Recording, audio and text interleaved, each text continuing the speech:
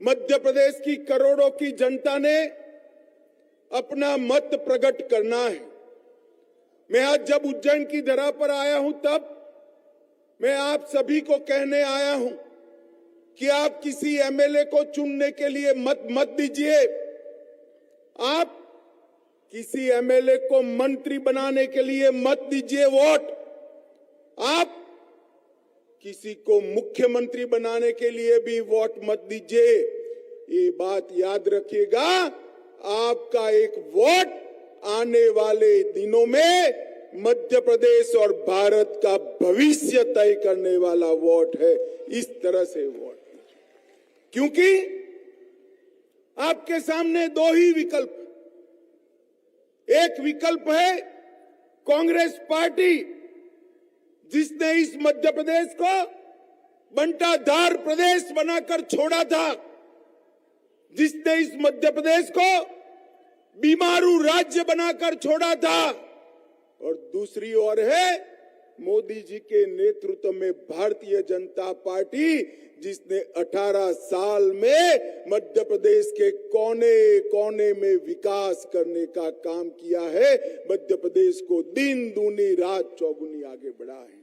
माताओं, भाइयों, बहनों, मैं पड़ोस से ही राज्य से आता हूं। बचपन से महाकाल के दर्शन करने आता था। ये बंटाधार दिग्विजय जी का राज था। गाड़ी से दाहोद से निकलते थे, अहमदाबाद से निकलकर दाहोद तक आते थे, पूरी नींद लग जाती थी। जैसे ही दाहोद क्रॉस कर मध्य प्रदेश में घुसते थे, धड़ाम से गाड़ी गड्ढे में गिरती थी और नींद उड़ जाती थी। और मालूम पड़ जाता था कि बंटाधार का शासन में मध्य प्रदेश की सीमा शुरू हो चुकी है। आज 18 साल के भारतीय जनता पार्टी के शासन में हमारे मुख्यमंत्री शिवराज जी ने मध्य प्रदेशों में सड़कों का जाल बिछाकर मध्य प्रदेश को एक अग्रणी राज्य बनाने का काम किया है। मित्रों, मध्य प्रदेश का विकास और गरीबों का कल्याण, शहरों का विकास, गांव का कल्याण, उज्जैन का विकास, ये सारा भारतीय जनता पार्टी के शासन में हुआ है। मैं आज आपको बताने आया हूं, 2002 में कांग्रेस पार्टी ने जब सरकार छोड़ी तब मध्य प्रदेश का बजट 23,000 करोड़ रुपए था। सिर्फ 23,000 करोड़ रुपया। कितना था जरा जोर से बोलो भाई, और जोर से बोलो। 23,000 करोड़ से मध्य प्रदेश के बजट को 3,15,000 करोड़ तक पहुंचाने का काम ये भारतीय जनता पार्टी ने किया है। शिक्षा के बजट को 2,456 करोड़ से 38,000 करोड़ पहुंचाया। और प्रति व्यक्ति आय, जो विकास का द्योतक मानी जाती है, एक मानदंड माना जाता है, प्रति व्यक्ति आय 11,000 करोड़ रुपया थी।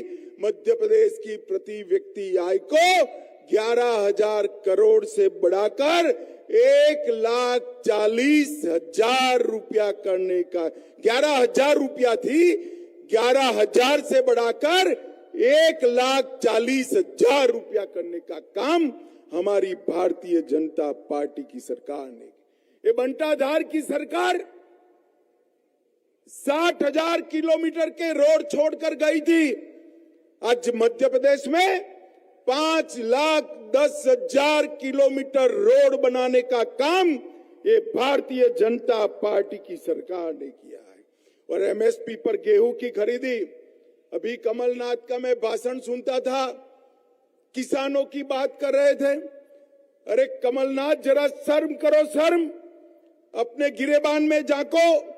आपके समय में 4,40,000 टन गेहूं खरीदा जाता था, सिर्फ 4,40,000 टन। हमारे समय में अब 71 लाख मैट्रिक टन गेहूं किसानों का एमएसपी पर खरीदने का काम होता है। मित्रों, युवाओं के लिए मेडिकल सीटें ये 620 छोड़कर गए थे, हमने 4,000 तक पहुंचाई। आईटीआई की संख्या 159 से 1014 तक पहुंचाई। और पर्यटक, क्योंकि कानून और व्यवस्था की धज्जियां उन्होंने उड़ा कर रखी थी, पर्यटक पहले 64 लाख आते थे, इसकी जगह मध्य प्रदेश में 64 लाख से बढ़कर 9 करोड़ पर्यटक अब भारतीय जनता पार्टी के शासन में आते हैं। मित्रों, ये बताता है कि भारतीय जनता पार्टी ने विकास को कितना महत्व दिया है। और मित्रों, मोदी जी ने ढेर सारे विकास के काम किए हैं, मैं बाद में बताता हूं। परंतु एक बात याद रखना भैया, आपका वोट, जैसा मैंने कहा, ऐसे सिर्फ मध्य प्रदेश का एक एमएलए का चुनाव नहीं करेगा। आपका वोट मध्य प्रदेश और भारत का भविष्य तय करने वाला वोट है। ये 9 साल के अंदर मोदी जी ने इस देश के अंदर भारी परिवर्तन करने का काम किया है। मुझे बताओ उज्जैन वालों, ये कश्मीर जो है हमारा है या नहीं है? जोर से बोलो, अंत तक हमारा है या नहीं है? धारा 370 हटनी चाहिए या नहीं हटनी चाहिए? एक कांग्रेस पार्टी, कमलनाथ और बंटा धार की पार्टी 70 साल से धारा 370 को हटाती नहीं थी। 2019 में आपने मोदी जी की झोली कमल से भर दी। मोदी जी फिर से प्रधानमंत्री बने और एक दिन सुबह 5 अगस्त 2019 को धारा 370 को संसद में समाप्त करने का काम कर। और उस वक्त एक कांग्रेसी राहुल बाबा क्या कहते थे? मत हटाइए, मत हटाइए, धारा 370 हटाओगे तो कश्मीर में खून की नदियां बह जाएगी। अरे राहुल बाबा, खून की नदियां छोड़ो, कंकर चलाने की किसी की हिम्मत नहीं हुई है, कंकर चलाने की। और मोदी जी ने आज हमारे कश्मीर को, भारत माता के मुकुट मणि को हमेशा के लिए भारत के साथ जोड़ने का काम कर दिया है। मैं यहां आया हूं, भैया मुझे बताओ, अयोध्या में राम मंदिर बनना चाहिए या नहीं बनना चाहिए? जोर से बोलो, बनना चाहिए या नहीं बनना चाहिए? एक कांग्रेस पार्टी सालों से राम मंदिर को अटका रही थी, भटका रही थी, लटका रही थी। मोदी जी ने एक दिन सुबह इसकी नींव डालने का काम किया। ये राहुल बाबा, मैं 2014 से 19 पार्टी का अध्यक्ष था। हर चुनाव में कहते थे, भाजपा वाले कहेंगे मंदिर वहीं बनाएंगे मगर तिथि नहीं बताएंगे। मुझे ताना लगाते थे। मैं आज राहुल बाबा को तिथि कहने आया हूं। 22 जनवरी 2024 को मोदी जी प्राण प्रतिष्ठा में जाने वाले हैं। और 22 जनवरी 2024 को वही अयोध्या में, वही जगह पे रामलल्ला विराट मंदिर के अंदर प्रस्थापित होंगे। मित्रों,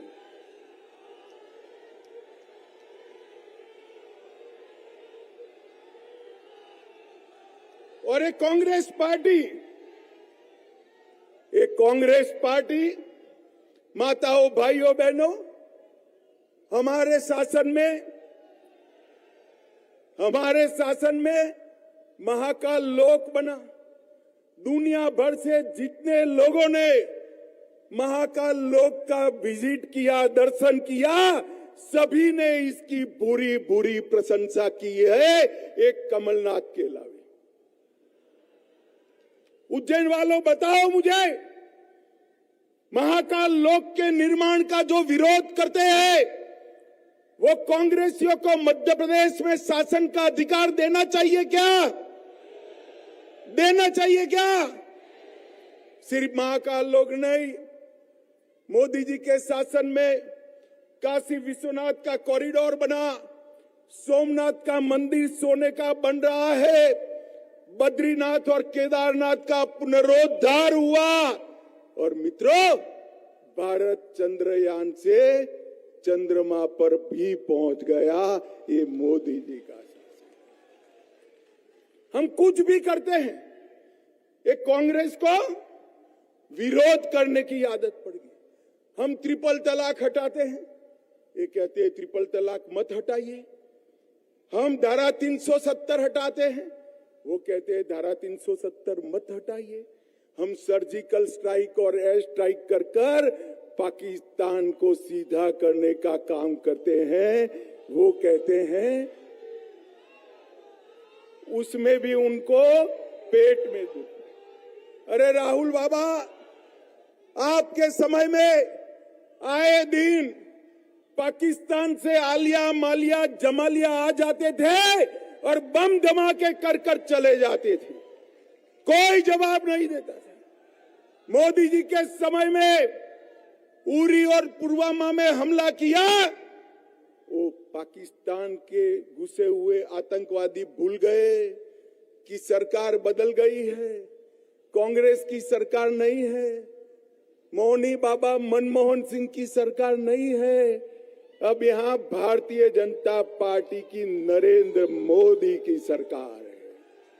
10 ही दिन के अंदर पाकिस्तान के घर में घुसकर सर्जिकल स्ट्राइक और एयर स्ट्राइक कर कर आतंकवादियों की धज्जियां उड़ाने का काम हमारे सेना के जवानों ने किया। इसका भी कांग्रेस विरोध कर रही है। देश भर के लोग, जब दुनिया के इतने सारे राष्ट्राध्यक्ष G20 में आए, आनंद, हर्ष और गौरव की अनुभूति कर रहे हैं। मुझे बताओ, महाकाल के गांव वाले लोग, उज्जैन के लोग, G20 से भारत का यश बढ़ा है या नहीं बढ़ा है भैया? आपको आनंद हुआ है या नहीं हुआ है? इसमें भी कांग्रेस ने विरोध कर दिया। अरे जरा डूब मरो। महात्मा गांधी की समाधि पर दुनिया के सारे राष्ट्राध्यक्ष जब रीग लेकर खड़ा होकर महात्मा गांधी जी को श्रद्धांजलि देते हैं, हर भारतीय का सीना गर्व से चौड़ा हो जाता है। मगर इनका स्वभाव है विरोध करना। मित्रों, इन्होंने 10 साल में सोनिया मनमोहन की सरकार ने कुछ नहीं किया। भारत के अर्थतंत्र को 11वें नंबर पर छोड़कर गए थे। मोदी जी ने भारत के अर्थतंत्र को 5वें नंबर पर लाने का काम सिर्फ 10 साल के अंदर किया और आने वाले 2 साल में भारत का अर्थतंत्र दुनिया में 3रे नंबर पर आ जाएगा। इस प्रकार के अर्थतंत्र की गति नरेंद्र मोदी जी ने की।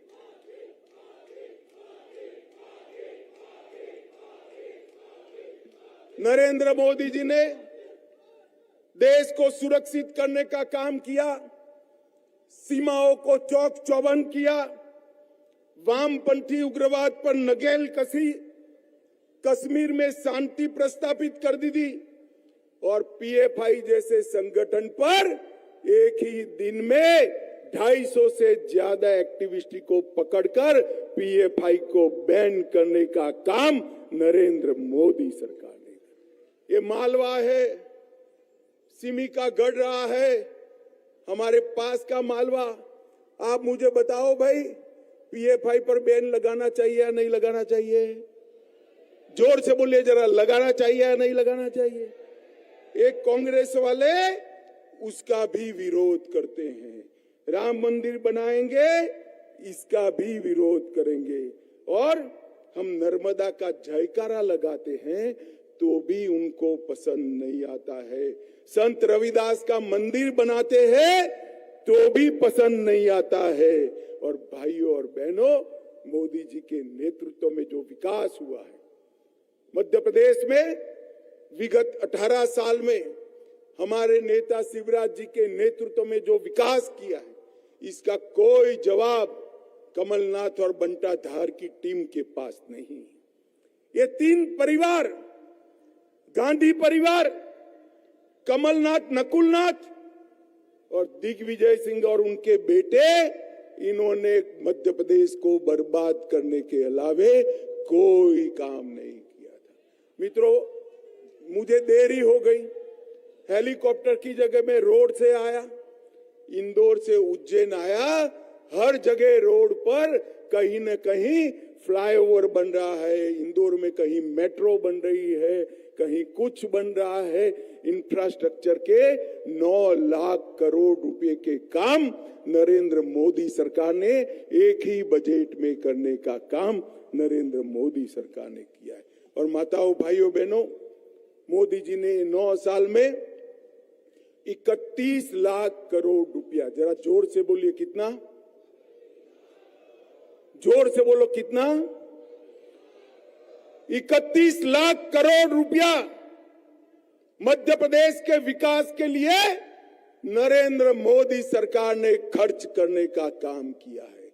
भैया कमलनाथ, मैं आज भगवान महाकाल की भूमि पर आपको चुनौती देकर जाता हूं।